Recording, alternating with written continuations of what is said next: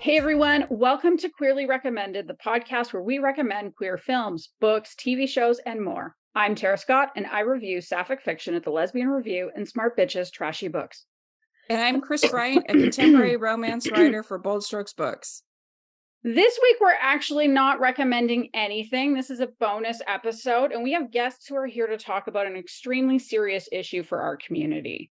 A couple of months ago, we put out our usual call on Twitter to see if anyone had any questions for us, and Salem West responded with the question that said, discuss the implications of various state bills to make the publication, distribution, and sale of LGBT plus books misdemeanors punishable by huge fines or Class E felonies. Seems an existential threat and the most important conversation we should be having about our literature. And Chris and I agreed, this is a really important conversation. And so important that we actually wanted to open it up. And we are thrilled that Salem is here joining us. Salem West is the publisher at Bywater Books and Amble Press, and is the co-author of one of my favorite books of all time, Who's Your Daddy? If you haven't read it, I don't know how many times I have to say it, but please read it. Welcome, Salem. Thank you. Thank you for having me. We are equally thrilled to be joined by John Copenhaver, author of the crime novels Dodging and Burning and The Savage Kind. The Savage Kind actually won the 2021 Lammy for Best LGBTQ Mystery, so if crime fiction is your thing, definitely check it out. John is also the co-founder of Queer Crime Writers. He teaches at Virginia Commonwealth University and is in the University of Nebraska's low residency MFA program. Welcome, John. Thank you for having me. Chris, would you like to kick us off with our first question? I would love to. Okay, for people who aren't familiar, can you please describe what's been happening in the last couple of years with literary censorship?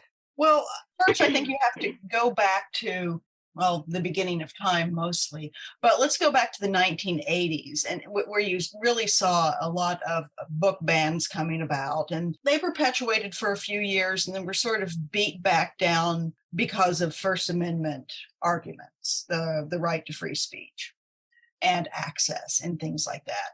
And then what we've seen, given the current political climate in the United States, where there's been a lot of airing of grievances and whataboutism and things like that, there are several small but vocal groups throughout this country who have really led the charge in book banning efforts, particularly in the southern states, but not completely, mostly red states, Georgia, Florida, Alabama, Missouri, Texas, Utah, even some in North Carolina, South Carolina, really all around.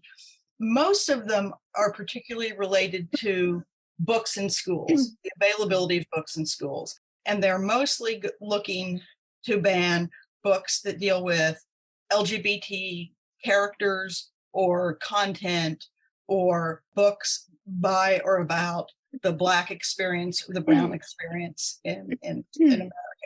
A lot of the books deal with topics of racism, of coming out, of understanding sexuality, of transitioning. They deal with incest or sexual violence, sometimes some sexual content. But you see books by writers like Toni Morrison, and you say, how can something this great American writer be banned? But it's one of the leading books. So is Genderqueer. And while they're mostly right now perpetuating it in the schools, in the lower school systems, elementary schools and high schools, you're starting to see these efforts percolating into public libraries and into bookstores. Virginia has been discussing a bill to make the selling of books with LGBT content illegal. So you go to Barnes and Noble and you can't buy these books. And as we all know, being queer people, being able to see yourself in a book, to know that you're not alone, to know that there's a voice out there like yours, to see yourself, to hear yourself, those things are life affirming. They change lives and they save lives. So these bans that are getting a lot of power, and we're starting to see state legislatures and local legislatures start passing bills. We're starting to see large amounts of funds for school systems being put into, quote unquote, reviewing books. There was one school system, I think it was in Mississippi, that identified 92 books that needed to be looked at to decide whether they should be banned or allowed in the schools. They spent 6 months and spent, I think, $119,000. And they only got half the books reviewed. Well, in a small school system, $119,000 is everything. In North Carolina, the state legislature has just voted to allow public school teachers a $250 raise spread out over 2 years. So think where that $119,000 should really go in really helping the students. So book bans have a very, very deep and insidious effect on communities, not just the queer communities or the communities of people of color, all communities. It's going out everywhere. So that's why, to me, it's such a vital conversation to have right now. Yeah. In a lot of ways, I think it's really important to understand the proposed logic of the people who support book banning, because I think it helps, first of all, us understand how people can get sucked into this that might not necessarily get sucked into it, and also help us, you can see pretty clearly the holes in it. But the argument essentially is that book banners are against government sponsorship. They always say we're not for. This isn't about censorship, is their argument. It's about we don't want the government to sponsor books with obscene, and I'm putting that in air quotes, you can't see me, but that's in there, obscene content. And I put that particularly because it's a highly debatable thing, what is considered obscene. So they're arguing that we don't want to censor books. We just don't want the government to support. We don't want our taxpayer dollars to support books that we don't agree with, see their content as obscene. And of course, what they call obscene is basically our identities. But you can see it's essentially a form of erasure, and it spreads out culturally. Yeah, we talk about schools, a lot of the focus has been there, but if it succeeds at that level, it will bleed into publishing, and the publishers who are looking at the bottom dollar will be, unless they're a good sort of LGBTQ advocates, if these big publishers will start reducing the number of books, et cetera, it becomes this huge problem, a cultural problem, if we don't fight it and see that this sort of sponsorship versus censorship argument is, really problematic. But you could see how people get sucked into it. Oh, I don't want to censor books. I just don't want the government to sponsor, books with LGBT content. But, that's another it's a huge problem. It's a huge problem that people get sucked into. So. Did you hear that Illinois recently banned book bans? Yes. Go Illinois. So exciting. So exciting. I sent Chris, because trying to do a little bit of reading up to prepare on this, because I think all of our listeners know. Salem, you definitely know. But John, you might not know. I actually live in Canada. And so I see the things that kind of like, if it blows up big enough on Twitter, I know about it. But right. Otherwise, I needed to do a little bit of educating myself. Sure. But seeing why Republicans didn't like it, it felt almost like they were telling on themselves, because they were against the ban, saying that it infringes on local libraries' rights. And it's this like, is there some kind of a group that we can pin rights on so that then we can go and do whatever we want? Like saying that so much of the banning affirming healthcare for trans youth is about parental rights. Yes. Which, like, okay, you get your little ban in place and then go after the adults, like in Florida. And it's like, I found it very interesting to see the same rhetoric being put on book bans too. Yeah. When it's like, oh, well, this is all part of the same project. Yeah. That's the way I see it anyway, because when you also see like no fault divorce being attacked in some states, it's like, oh, great. Wonderful.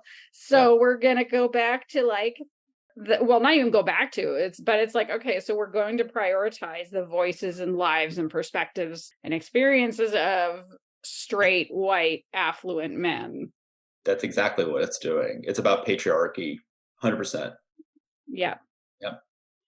So I only know a tiny bit about this, and whatever I know, I probably learned from either Rachel Spangler or Lynn Ames when we were talking about Anne Bannon's books. I've had, conversations with them in the past. But it feels like some of this also might connect to or reflect this trying to go back to where publishing was at in the 1950s. Mhm. Does that feel right? And if yes, can you fill that in with facts that I don't I mean, presently have easily? if you're going to really go back and talk about folks like Marijane Meaker, or Anne Bannon, you're talking about people who were getting these books published. The books were being published for men, not for women. Mhm. So yes, lesbian content was out there, but the few lesbians who could find them, well, yay for them. But it was really for men. That's Mhm. that's what they were doing. It was their version of pornography, reading about two women together. So it doesn't change. Those books really did. They launched everything we're doing right now. But at the Mhm. time, you can't turn away from the fact that the reason they got published in the first place was Yeah.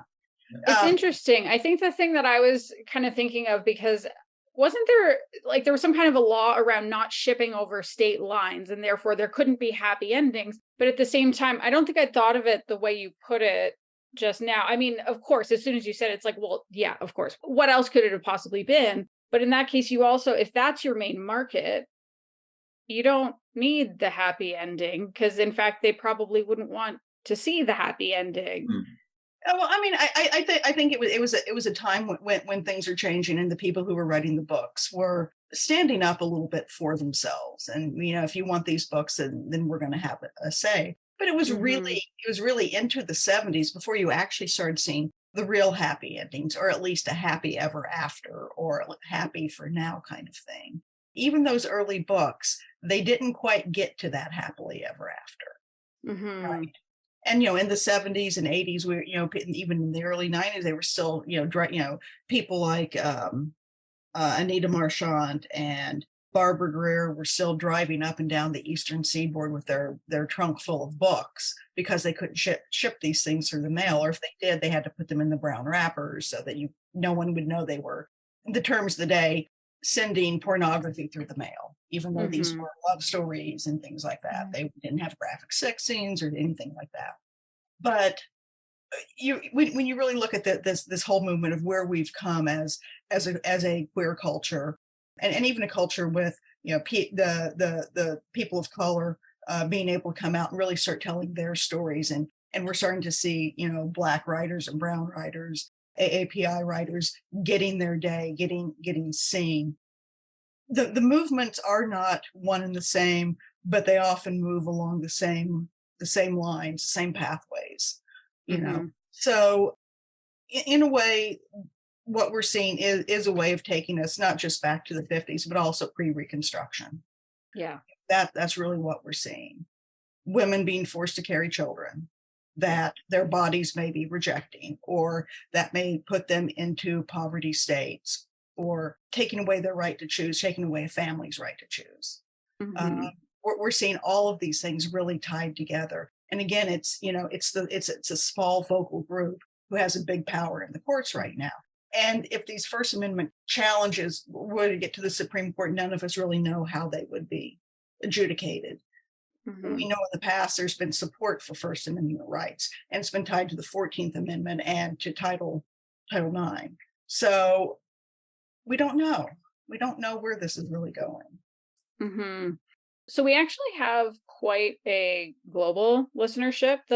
We most when we look at the country with the most downloads, of course, it's going to be in the US. Mhm. But we have many that have kind of surprised us from all over the world, not just Canada and the UK, but all over Europe, Southeast Asia, South America.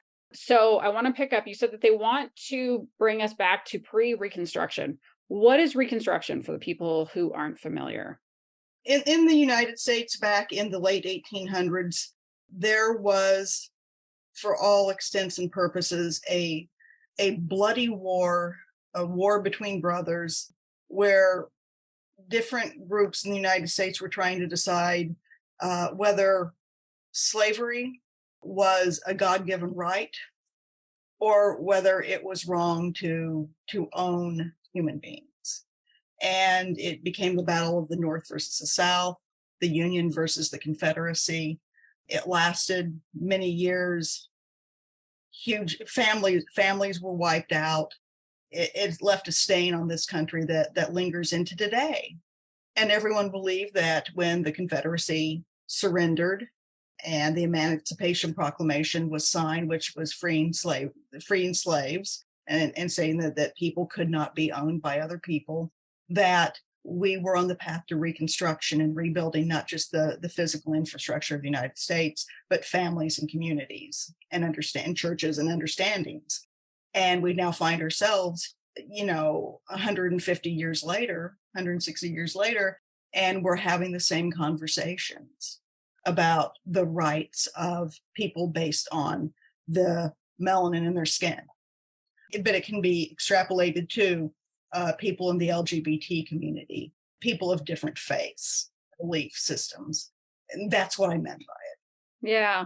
And so, John, I'm wondering if you can also help some of our global listeners too. Like when we think about, we talked a little bit about like, why is banning books a problem? But like, why is it a problem globally that we're seeing our literature, these attempts to ban our literature in the US? What do you think some of the global implications might end up being?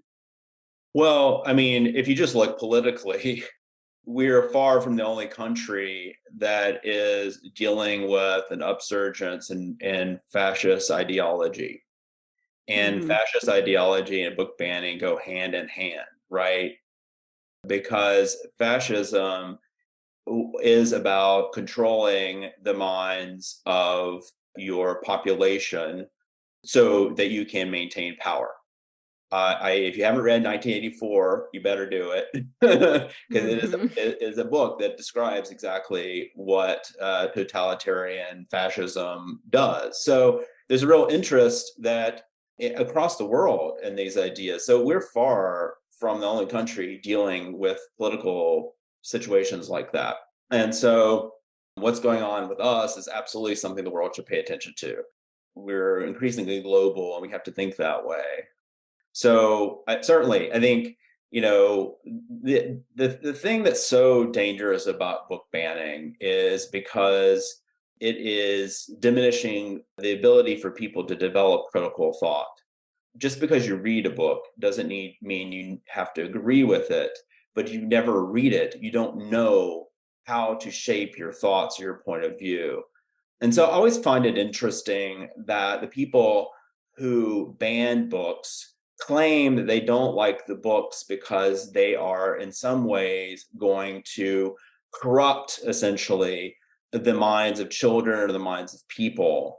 But if your ideology is strong enough, would you really be so worried about that corruption? So my thought is maybe really it's showing a fragility.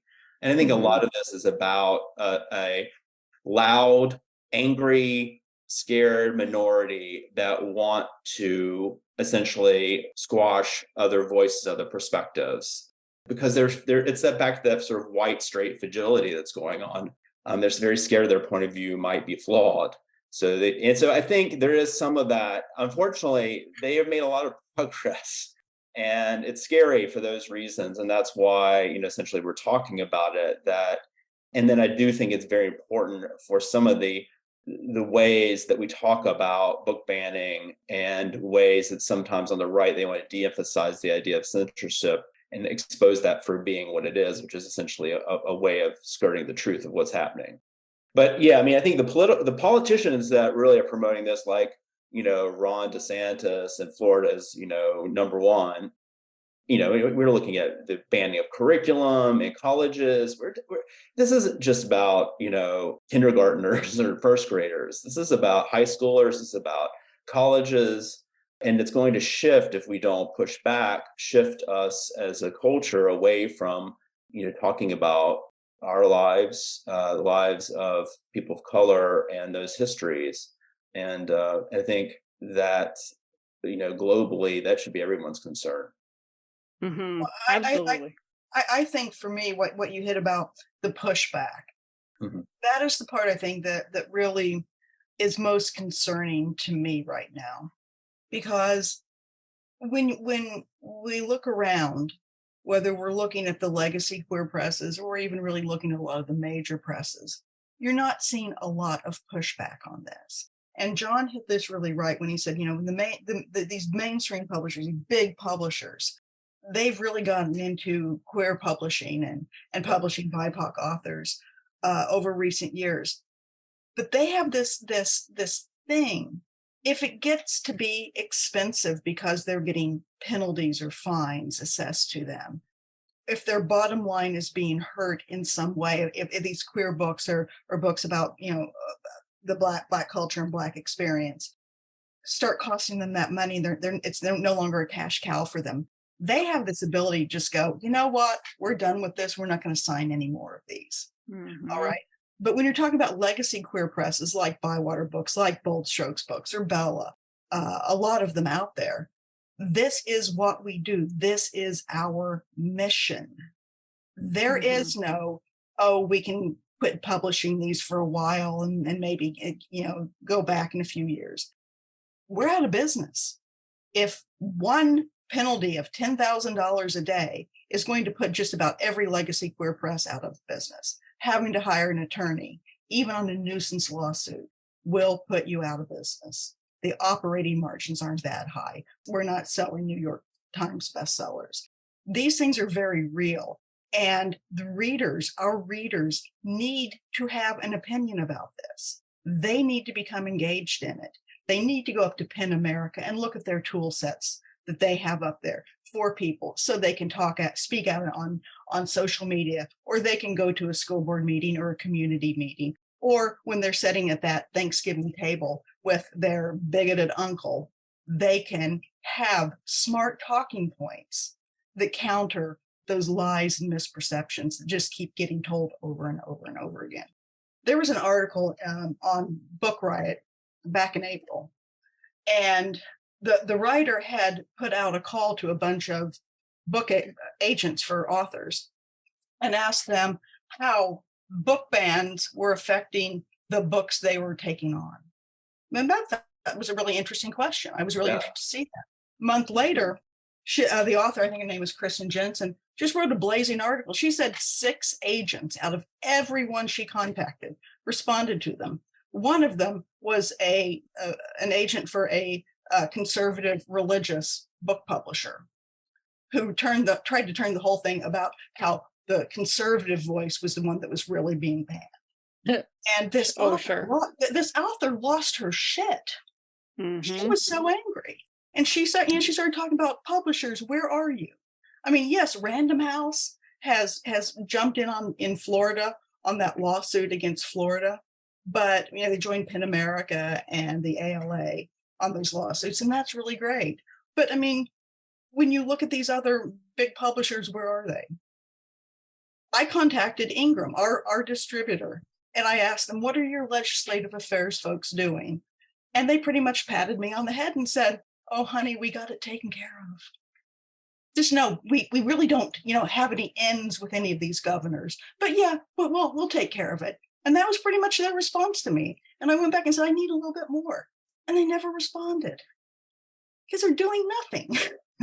They don't care. So we have to, the publishers, the writers, the copy editors, the developmental editors, the book designers, the readers have to care. If we don't, nobody's going to care for us. Yeah, I think that, just to sort of really describe what could happen, and because I think this was part of our discussion, Salem, was the fear that, for instance, Bywater could get sued for selling, say, Cheryl Head's books, which are just not obscene, or just absurd to think about. But to someone across state lines, someone could try to sue them. Now, the case, if you ask around law, it's going to be a weak case, but it doesn't matter because litigating it's so expensive. They could put any small publisher out of business.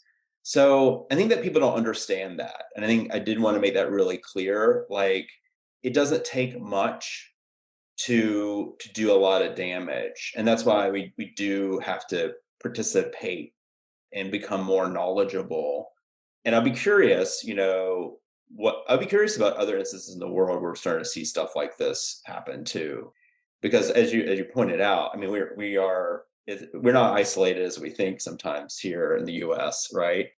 And so I think these issues do happen elsewhere, but it's dangerous. And then you'll see trend, like you were talking about, publishers trending away from wanting to publish these books because they are looking at the bottom. It's ultimately a business, and that's what they care about. We like to sort of fool ourselves a little bit that companies are these moral machines. They are not. If they see an economic advantage to take a moral position, they will take it. We hope that happens in this case, but that's not really, they're amoral ultimately. They're just going to follow the bottom dollar. So, we're kind of at this weird moment where we could go either way, and it's kind of terrifying. So more we speak about it, more we learn about it, the better. Yeah. John, something I've talked to a lot of authors about before, and Chris, I want you to answer this one too. It's just about how writing queer characters, and I think especially writing about our joy, writing about our day just is like, it's no big deal. Like, it's just our day. Like the fact we've been able to get away from largely coming out stories to all kinds of stories, it's a radical act. So John, what does it mean to you as an author to be writing about our lives and our perspectives? Yeah, well, I mean, I think in so many ways, the aim of any author, like, I don't care how you identify, is to humanize and to create complex, multifaceted characters, because you yourself are a complex, multifaceted individual, and you want the world to understand that no matter who you are, most of us do have many different levels and lots of layers. And so I think one of the things that's so important about writing about queer lives is that is an attempt to humanize and connect with readers of all kinds. I mean, I don't think of my reader as just a queer reader. I think of my reader as anyone who's interested in, my characters, who wants to connect. And so I think when you are writing that way and thinking that way, and you hear people, because of your subject matter, which frankly, in my case, I don't have a lot of explicit sex or anything in my books, but it doesn't matter, because that's not really what the band is about, right? It's about, having sort of queer characters with agency who are living their lives, who are, it's not just about their queerness, right? In my case, it's about solving a crime, right? And so I think that idea is very scary. So when you say, it's interesting because you say that sort of writing about our lives, or writing about queer joy, is a radical act. I think it shouldn't have to be, right? Where we're living in a world where it is, right? It still is, and nothing like this sort of thing that's been happening over the past few years to make us realize how radical it actually is for some people. Anyway, I just think that any writer is about humanizing. Any writer who's really attempting to sort of portray characters on the page in a sort of morally responsible manner is about humanizing characters, and that's all we're trying to do. So for it to be banned is just sort of, I think it's immoral. So yeah. So Chris, what about you? Especially because you're a romance writer too, so you're in another genre, right? And I actually show. Well, I mean, I do have sex on the page. I show love, which is just a human nature. And I show that it's okay to actually have a relationship with somebody within the queer community, that it's positive, it can be enlightening, it's beautiful. And, representation matters, especially for the young queers. I just had Pride. I just had 3 days of Pride where I met so many young queer people who were, I didn't know that there were books. I didn't know that there were books out there. And it was so beautiful to see, and I sold a lot of books to younger readers, and it just made me so happy, because I didn't find any sort of representation until I was in my 30s. Like, I didn't know these books existed. And I guess I didn't know that was an option. Like, here in Kansas City, I mean, Missouri is the third worst banned state out of the whole entire United States. And it's not good here. but just to have the pride and to show people that you can find books and you can go to all these websites and you can type in what you're specifically looking for, with queer characters. I mean, it just, all these little faces lit up, and it was just beautiful to see. And I'm like, I can't have people take that away. It's so important to be in front of new readers and even existing readers, but especially the younger readers. Mhm. Yeah, So, I teach a queer literature class at Mm. Virginia Commonwealth University, and it's always packed. It's not Oh, because I'm good. a great teacher. I hope I'm okay, but it's because there's just a hunger Mhm. for these stories. There's definitely an audience. It's not just LGBTQ folks either. It's all kinds of people. Mhm. There's a hunger, and there's a reason for that. I think that brings, speaking of queer joy, that makes me joyful when I see that much interest in our Mhm. stories. So That's great. Yeah. Chris, would you like to ask the next couple questions? Well, I know that Salem's already discussed a little bit about how bans do impact companies. So, do you anticipate that they will affect your company? Do you think Well, that that's a strong yeah, possibility, or? I actually did an interview about a month or so ago with a young person, well, young to me, working on their dissertation, and their dissertation was dealing with book bans and queer books. And everyone they had talked to leading up to our discussion had been for either writers with large publishers or with representatives of large publishers or agents for people who wrote for large publishers. And she asked me the question, how is this affecting you? And I said, well, right now it's really not affecting us. People don't know our books exist, really. I mean, people do. We all, all of us have readers, and we sell lots of books. But the people who are doing the bans don't know we exist yet. But it will Right. happen, and it'll take one book, and then Right. suddenly the lid's going to be blown off. We've had a couple of books that are on watch lists, but they've never progressed beyond that. But it's a matter of time. It really is. And if we're not prepared, if we're not thinking about it, if we pretend that this will never reach down and affect us, that's the best way to damage our companies. It's the best way to damage the writers who are writing these books, and it's the best way to damage the readers who read these books and who need these books, as you Right. said, Right. right? So not a lot of impact right now, but I have to be prepared for when it does happen. Mhm. Yeah, it is scary. I guess I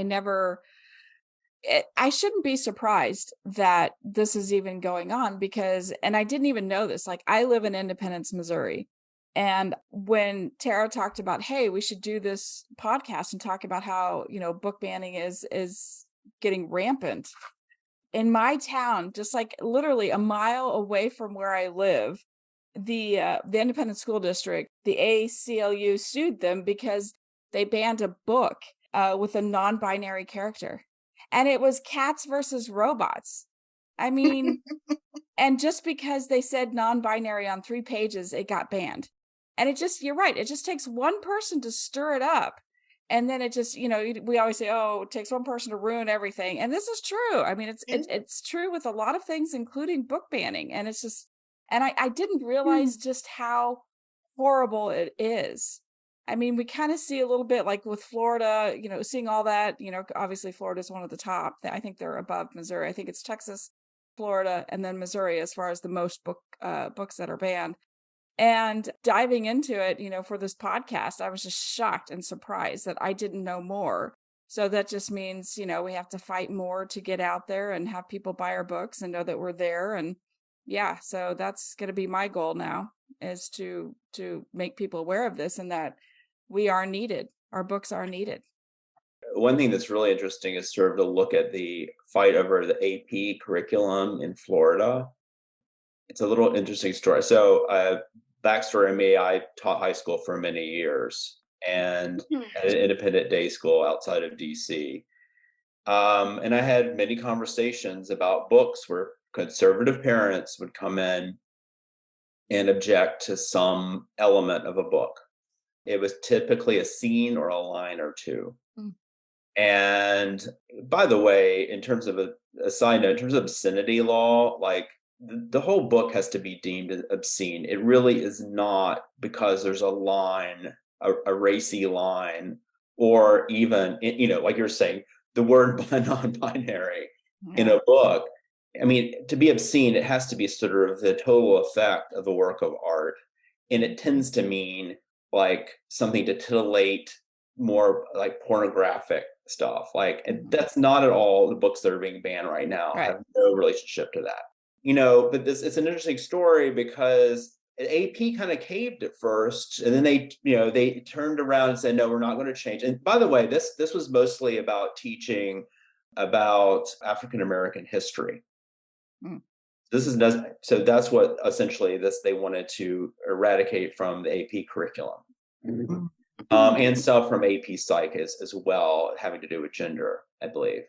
And at first, AP almost caved a little bit because, once again, they're a big corporation and want to make money. They did turn around, so yay for that. And they're not going to change anything. But it's a scary thing to think about that they almost did that, because we're not just dealing with banning a book. We're talking about banning curriculum. And you can think about the many, many books like Ta-Nehisi Coates's book that has been banned. I guess someone mentioned that. I think you're looking at droves of books, and so in a lot of ways, to see this issue is just about banning a book or this, or to see it just about a line in a book, or it's not true. I mean, this is about a movement, politically backed movement, to eradicate our histories, eradicate even discussion of our identities. And so it is incredibly important to pay attention to it. And maybe in a way that you're looking at from it all different, manners. I don't mean to ramble on too much, but I have to tell this story about what happened once when I was teaching high school. So there's an objection to teaching the first play in the Angels in America plays, and it centered around one line, which it was basically a stage direction, where it was like basically, one guy fucks the other guy in the bushes or something like that, and it's like one line. And so we had a mother come in. She wasn't even the mother who objected to it. She was a representative for the mother. So interesting. And asked a bunch of questions about why we were teaching this book. And I went into the detail. I was a chair of the department at the time. I wasn't actually teaching it. I was just supporting the teacher who was teaching it.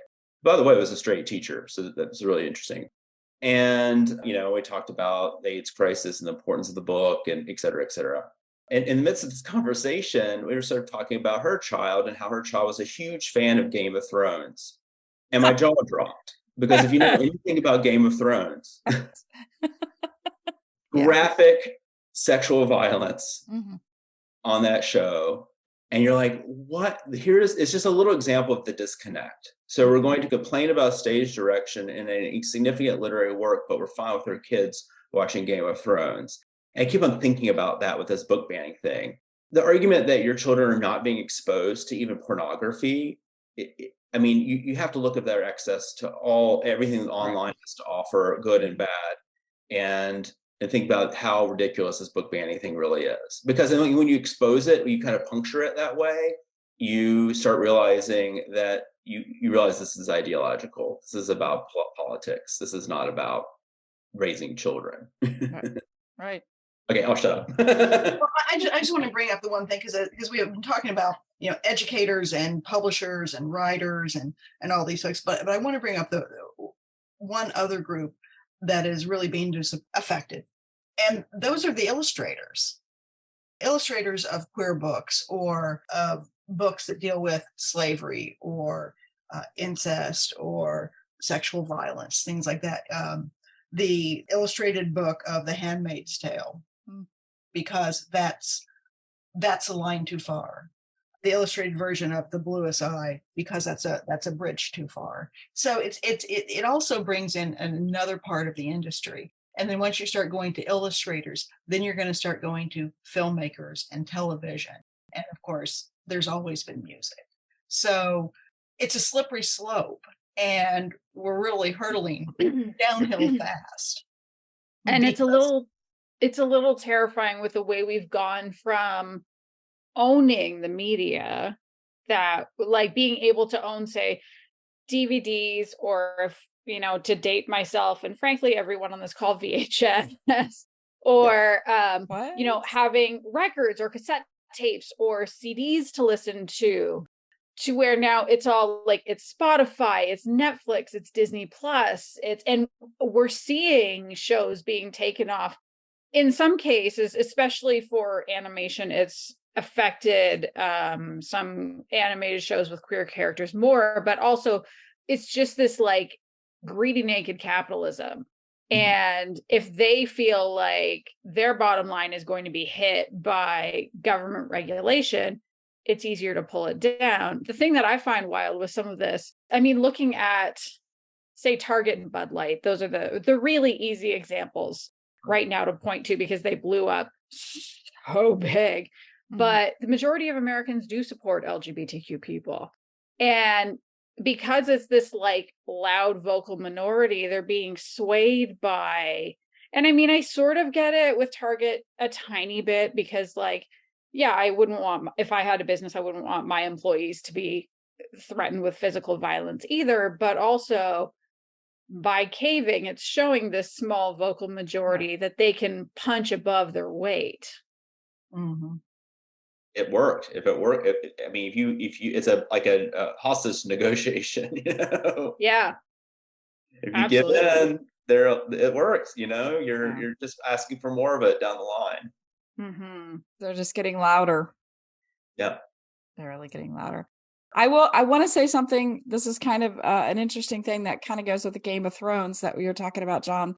I did a Winona Earp convention. I had a vendor table set up for Winona Earp. And I don't know if anybody's familiar with the show, what it has. It has like a really positive queer couple that have a happy ending. I'm not spoiling. I mean, the whole series is over and has been for a while. So I had my books on display. I write romance. So sometimes the books are, the covers are a little risque. I say risque. Is that even a word that we use anymore? I mean, I'm showing my age. But they, there's hints of sexuality on the covers.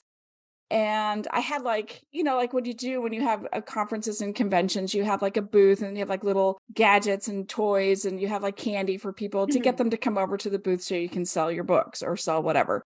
And there was a booth. There were 6 tables, that only 6 vendors, and we were spaced apart because I think this was like the year after, I think it was like 2021. And so because of the pandemic, so they spaced us out. And this lady would never let her kids come over to my booth. And I had these cute little Rubik's cubes, and this little girl comes over and she wanted to play with little moshis. I'm like, you can have that. And the mom's like, absolutely not. Like, I do not want my children over here by your booth. And I'm like, but you let them watch Winona. They're dressed up in character. Winona Earp has, some pretty like sexual moments in the show. And I'm just like how is it violence? Yes, and violence, and it's just like, and they shoot and kill, and there's hell, and I'm just like, wow. She came at me for a book with a character holding a bra, and I'm just like, okay, well, that's interesting. It's the same situation. It's like, well, you're watching a show where there's queer people, there's all this violence, and yet you're worried about a book cover of mine, and you're not going to read my stuff. I don't care about that, but I mean, you're trying to censor me in front of all these people. And it's just like, I was just shocked. I was so surprised. That's not even your most risque book. I know. Rude. So rude. Very rude. So risque. I'm sorry. All right. I think there's a lot of that sort of idea of parental rights is you could sort of substitute rights for control. And I think that there's a real sort of emotional thing going on with parents, I think, particularly the past few years, but I've seen it through my teaching career year after year, this sort of desire to control and sort of their children's lives. It often comes out of a sense of protection, but the overwhelming act is that of control. And it does not actually work well for the children. And the more control they assert, the more the children seek out other and often more problematic. I always say, wouldn't you rather have a teacher talk to your child about this material than they find out about it online in some dark corner? Right. And I just never understand why that isn't, I think there's sort of a little lie they're telling themselves that their children are simply not going to access that stuff. And I'm like, well, you're going to really have to control them then in scary ways, which won't be good for them. So, it's interesting to think about this, particularly interesting to think about all these documentaries coming out right now about like cults and religious right and all this stuff where that shiny kind of happy people. Shiny happy people. We were talking about it last week. Chris watched it. I was talking about how I was really proud of myself for being so far along my healing journey of religious trauma that I was like, I don't need to watch this. And Chris was talking about the things that surprised her. And I was like, oh, none of this surprises me at all. Like, at all. I was not involved in like that Duggar level, but like the churches I grew up in were just one or two down. And so when I see a lot of the rhetoric about like, oh, drag queens are groomers and queer people are groomers, and it's like, you're telling on yourselves. Nobody grooms more than the evangelical church. And again, to kind of emphasize, like, I'm in a good place with my parents. They're still in the church and we respect each other and our positions, but like, I couldn't acknowledge that I was queer until my 30s. And it was because of literature. And it was because my husband was like, hey, you're reading a lot of lesbian books. Do you think you might be bisexual? And it's like the label I eventually landed on is pansexual. But like, yeah, he was right. It didn't even feel possible. And yet I was drawn to these books. And because I was still in the church at the time. And he said, it's okay if you are. Like, I'm not worried about it. And you're not going to go to hell. And like, I literally needed the permission to consider it because the indoctrination went so deep. And if that happened to me, how many other people did that happen to? Many. So many. So we have one last question that I want to get into, and I want to set it up a little bit. And I think there are some people that might feel like it's alarmist, but I actually don't think that it is. The Lemkin Institute is it's basically an anti-genocide institute, and it's named after Raphael Lemkin. He actually coined the word genocide in the 20th century, and they've been covering LGBTQ issues a lot, and this especially came up with trans people and what's been called for there. And there's a real concern that the far right is calling for a genocide on trans people. And by extension, I think we should actually be saying LGBTQ people, because one of the things that Lemkin firmly believed is everybody thinks of genocide as a physical thing, but physical genocide happens after there is a cultural genocide. And I think that's where we are. And I think we need to take it that seriously. And so taking that into consideration, and also at the same time, like we were mentioning, it's a very small vocal minority. It was something like only 11 people that were responsible for something like around 60% of the books that have been banned fairly recently. And so it's like, we're talking about a cultural genocide by a small, highly coordinated, very well-funded group of individuals. What can everyone else do? I just described a very dark situation, but frankly, we are in a dark situation. What can we do to move through this? What can we do to make sure that that this genocide doesn't succeed, that we can continue to thrive? And when we look at it in the United States, but also people all over the world, what can they do? John, would you like to? Sure. I think that first and foremost, get educated. I'm continuing to learn about the current situation looking at the different laws that are being passed in the states and their impact. I think it's also important to dive into the history of it as well, just so you can see how it happened before, and you can sort of see the motives for it happening before. I think build allyships. We need our allies more now than ever, and I think that can be individuals. Hopefully, it can also be corporations that we'll see. Perhaps there's enough reason to support our causes. I do think we have to think in those terms. Of course, buy, LGBTQ and support LGBTQ writers, however you can. Support your educators. I think that you do need to get out there. I think one of the things that I've seen consistently in my career as an educator is that we have a very loud, angry, aggressive, conservative groups of people, and then we don't have the sort of equal anger asserted from our more progressive families.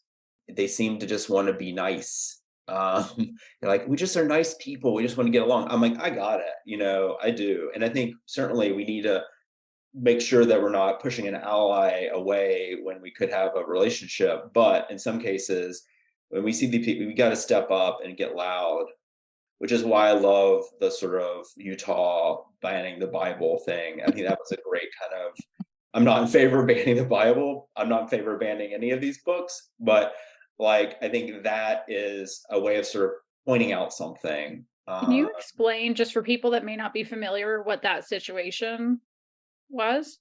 Well, essentially, the argument was in Utah, if we're going to ban all these other books for their graphic depictions of, and I should put that in air quotes because I'm not so sure there's a lot of graphic depictions of anything, but essentially their violence and sexual content and gender content, well, the Bible has that too, a great deal of violence, pretty grisly stuff. So if you're going to ban that, then I guess we're going to have to ban the Bible as well.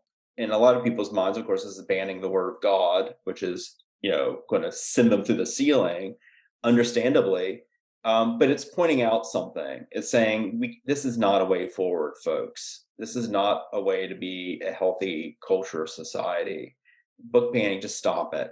Even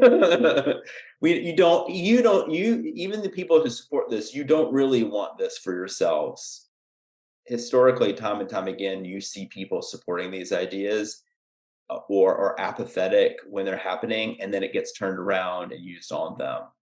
And so I think that's just essentially the overarching thing is get engaged, be part of the conversation. It's not just a conversation that queer people or BIPOC people should be having. It's a conversation that we all need to be having. Salem, would you add anything? Well, I think first of all, I would say that talking about these things makes people really uncomfortable, right? People read queer books, BIPOC books about people who look like them and love like them or sound like them or feel like them or go through similar experiences. They do this for a reason. And in a lot of cases, those reasons are understanding and joy. People derive a lot of joy, whether it's a movie or a book or a piece of music. They get joy from it. And being told you have to get off your duff and do something about this to protect it, or to tell somebody that you have to get mad to protect something you love, makes them very uncomfortable, right? Because we're normally they're asking of books. This is the books asking back, right? The books are saying, we need this from you right now. So I think people need to ask themselves, how much do these things matter to them?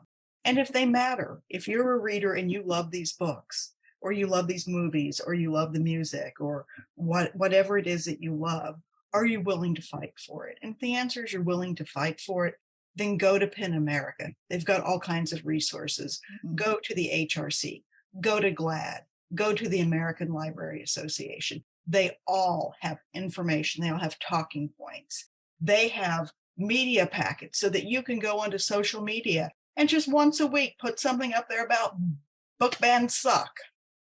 Fight book bans, fight censorship, do something about it. But it needs to be a lot of voices, but people need to stand up for what they love because it can be taken away from them. People are actively trying to take this away from all of us. And we're stronger together. Or we have to have more than one or two voices. And we can't rely on these other organizations to keep carrying our water. Yeah. Chris, what would you recommend people do? I definitely research, know what's going on in your own hometown. I mean, like I said, this was happening a mile away and I did not know about it. So I know now in the future, I'm going to be very aware and go to the town meetings, go to the school board meetings, go to anything that I can, that I'm allowed to go to, and speak up and say something about any sort of book banning that's happening, especially about cats versus robots and a non-binary character. I mean, that's, Mm-hmm. So that's what I'm going to do. And I agree with Salem. Definitely put it on social media. Book banning sucks. I think I like that. I'm going to go with that for my first tweet. But yeah, for sure, share and just show your support and do everything you can. Give back the love that books have given you. I love that. It's very good. And my yes and recommendation, because I agree with all of the above, and I think the only thing I can really add is show up every single time you have an opportunity and vote like your life depends on it. And don't just vote at the federal level or at the state or provincial level. You need to look at school boards. Mm-hmm. You need to look at your city council, because these things matter at the local level too. I know it can be really disheartening to feel like, left-leaning parties aren't doing enough, and maybe I'm just not going to vote. We can't do that. We can't afford it. And that's all for this episode. John, if people would like to connect with you online, where can they find you? The easiest way to find me is my website, which is www.johncopenhaver.com. And I'm on all the socials, pretty easy to find, but the hub is the website. So find me there. Awesome. And Salem, what's the best way for people to connect with you?